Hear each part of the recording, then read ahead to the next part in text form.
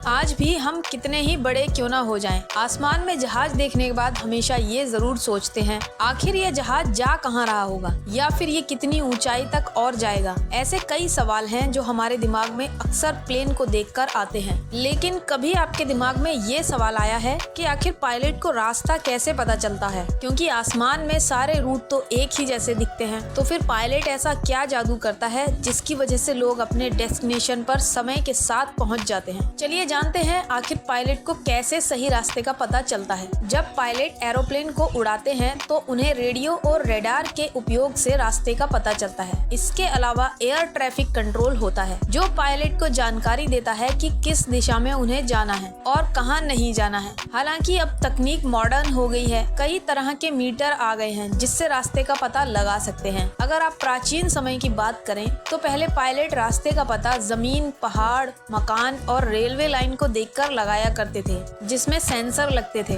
Pilot को सही रास्ता दिखाने के लिए HSI यानी हॉरिजॉन्टल सिचुएशन इंडिकेटर का यूज होता है। इसे देखकर पायलट को बड़े ही आसानी से पता चल जाता है कि कहां जाना है। साथ ही ये कंप्यूटर हर जगह की स्थिति, अक्षांश और देशांतर को अच्छे से नापने का भी काम करती है। इस वजह से इसमें दुनिया के कई एयरपोर्ट के निर्देशांक भी कंप्यूटर से भरे हुए होते हैं और एक लाइन की तरह रास्ता दिखाने का भी काम करते हैं। एरोप्लेन आमतौर पर 35,000 फीट यानी 10,668 किलोमीटर की ऊंचाई पर उड़ता है। यात्रा और जगह के अनुसार जहाज की ऊंचाई बदलती रहती है। जैसे कहते हैं कमर्शियल पैसेंजर जेट विमान 90,000 फीट की दूरी पर उड़ता है, लेकिन अधिकतर विमान 35,000 से 40,000 फीट दूर ही उड़ते हैं। इसी कारण विमान को उड़ते समय कई बातों का ध्यान रखना होता है, खासकर ऑक्सीजन का। इसलिए क्योंकि इतनी ऊंचाई होने के बाद सांस न आने का खतरा रहता है। प्लेन को चलाने के लिए ईंधन के रूप में केरोसिन यानी जेट A1 और नेफ्था केरोसिन यानी जेट B के मिक्सचर का इस्तेमाल होता है। ये डीजल ईंधन के जैसा ही होता है, जिसका इस्तेमाल टरबाइन इंजन में भी होता है। रिपोर्ट के अनुसार प्रति सेकंड में करीबन 4 लीटर ईंधन का यूज हो जाता है। ऐसे ही 1 किलोमीटर की दूरी तय करने में करीबन 12 से 13 लीटर ईंधन यूज होता है।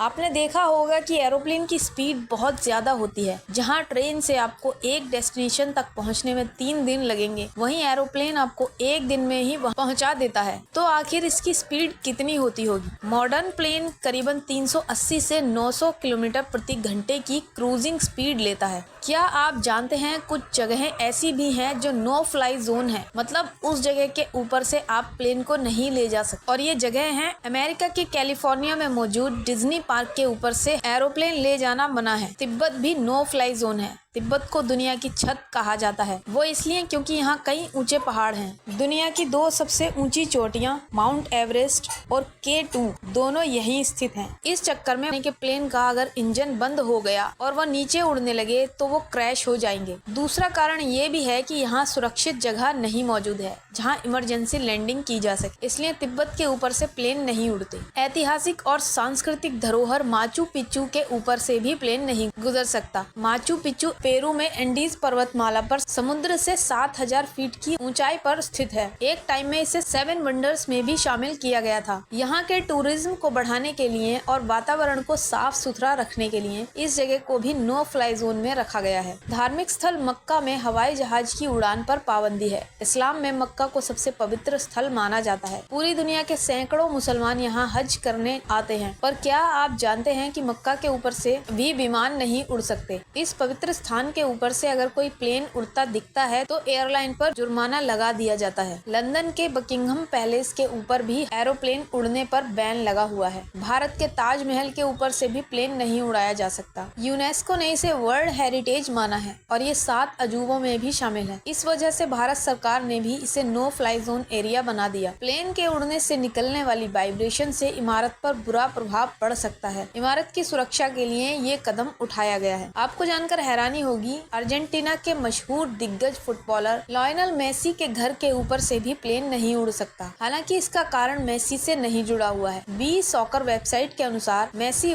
बार्सिलोना गावा इलाके में रहते हैं और वहाँ का फ्लोरा फौना काफी दुर्लभ है और विलुप्त हो सकता है। उनको ध्यान में रखते हुए सरकार नहीं चाहती कि वहाँ की हवा को दूषित किया जाए। इस वजह से विमान को नहीं उड़ने दिया जाता है।